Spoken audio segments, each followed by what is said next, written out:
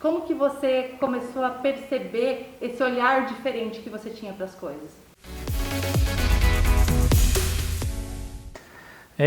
Eu comecei cedo, com 16 anos, fotografar, e sempre fui muito curioso e sempre tive um detalhamento, porque eu sempre gostei de coisas muito pequenas. Eu acabei começando por conta de mexer com micromecânica, relojoaria, consertando uma câmera. E isso, ou seja, eu já tenho um foco detalhado, isso foi aprimorando. E quando eu cheguei, hoje eu estou com 60 anos, quando chegou uns 42 eu tive uma otite, perdi a audição, 60% quase, então sem aparelho eu acabo não ouvindo. E por conta dessa perda, você ainda acaba conseguindo ter uma melhora, porque você vai se focar nas outras soluções. Como eu já tinha um exercício visual muito grande, eu acabei, lógico, aprimorando mais, junto com a falta do som, por estranho que seja, eu consegui ter mais foco no som. Só que, lógico, eu preciso de um aparelho auditivo para isso, sem o aparelho a dificuldade é imensa. Mas você aprimora e você descobre que a sensação do sentido, você pega um diretor de cinema, um filme, por exemplo, de terror, ele está muito ligado à visão. Quando o terror é bem bom, eles apagam a luz e você fica sem os sentidos.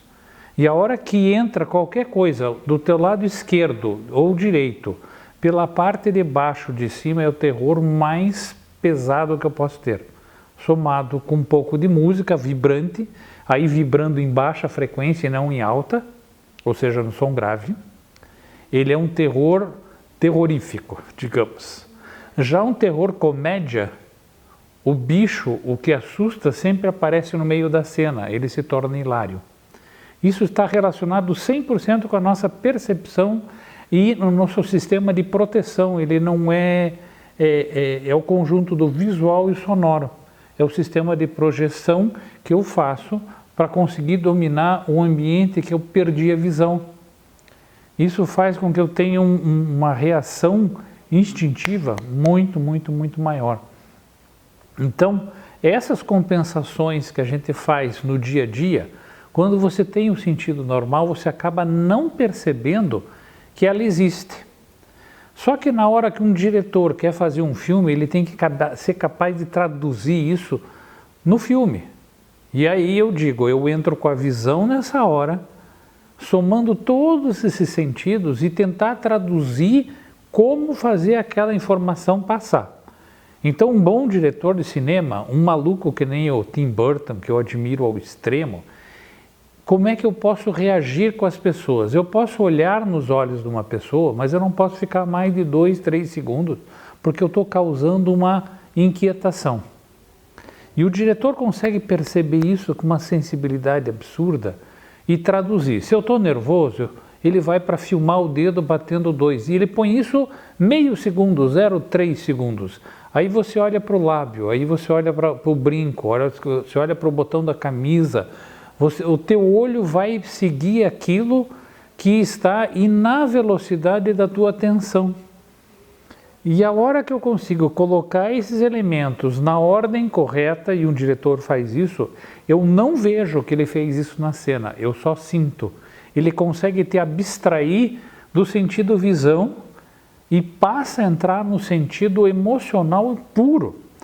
Então, quando você pega um Scorsese, quando você pega um diretor de cinema que sabe o que faz, e a maioria dos diretores não consegue perceber isso, por que esses caras são além do mundo?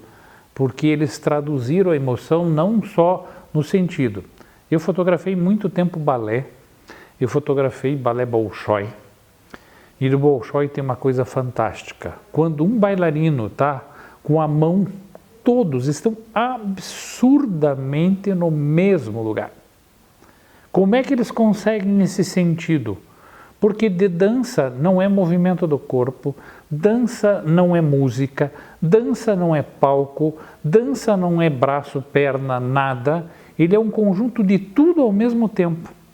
E para fazer isso eu tenho que entrar num estado emocional em que eu me relaciono com as outras pessoas pelo sentido global e não pelo movimento. E quando eu olhava o pessoal do Bolshoi, um bailarino russo dançando, é humilhante você vê aquilo, porque ele consegue entrar nesse estado assim. Aí você vê uma bailarina russa na escola do Bolshoi no Brasil treinando uma brasileira e os brasileiros no começo tudo descoordenado. Balé no Brasil, eu tenho que fotografar em diagonal para não aparecer o erro.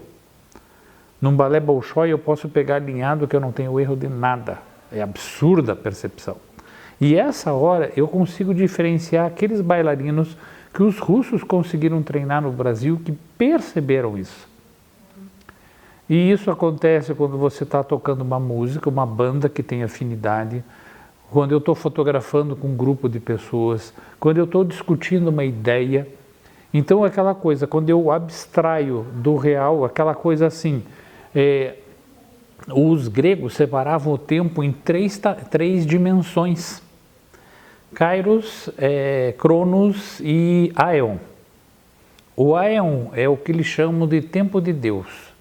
É aquela hora que você está tão concentrado, que você simplesmente esquece fome, presença, ambiente, porque você está vivendo aquela emoção, ela na essência pura de fazer aquilo que você está fazendo.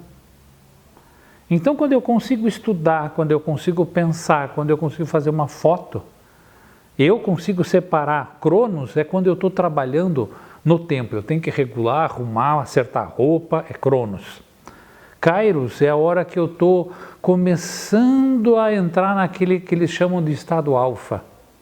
E quando eu realmente começo a fotografar, eu estou em Aion, que é você simplesmente entrar e você está dialogando com a pessoa que está à tua frente, com o corpo, com a mente, com a emoção, com tudo ao mesmo tempo. Porque, por exemplo, eu faço nu, mas o nu não é do corpo. Eu estou fotografando pele, mas eu estou fotografando o nu da alma, eu estou fotografando o nu do sorriso, eu estou fotografando o nu do olhar, porque eu tiro as máscaras das pessoas, porque elas conseguem interagir e se entregar nessa troca. Então, conseguir ser um bom fotógrafo é conseguir entrar nessa sensação de ausência e, ao mesmo tempo, de presença total. Então, a hora que falta visão, audição, tato, paladar, qualquer um dos sentidos, o nosso corpo reage poderosamente te jogando para outros sentidos para poder ou compensar ou te limitar. Agora, a escolha é nossa, se você quer ser limitado ou se você quer ir para frente. Eu tive essa opção e optei em ir para frente e aprimorar mais aquilo que eu faço. Lógico que eu enfrento todo dia uma dificuldade quando eu estou sem aparelho ou quando eu estou querendo fazer alguma coisa e está fora do meu alcance, mas eu não desisto.